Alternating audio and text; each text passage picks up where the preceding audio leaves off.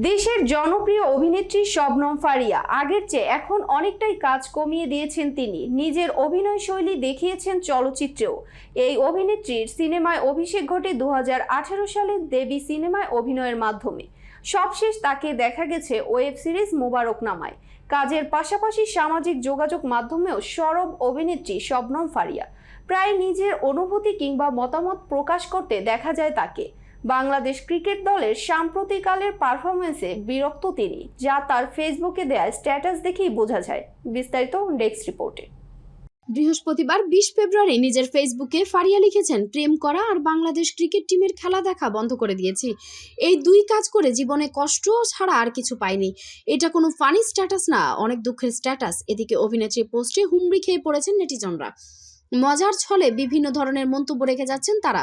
সেসবের উত্তরও দিচ্ছেন অভিনেত্রী। একজন প্রশ্ন করেছেন, জীবনে কয়টা প্রেম করলেন, এত বিরক্তি আসে?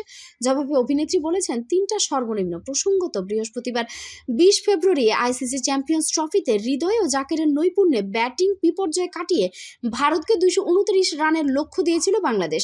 জবাব দিতে নেমে 21 বল এবং 6 উইকেট হাতে থাকতেই জয় তুলে নেয় ভারত।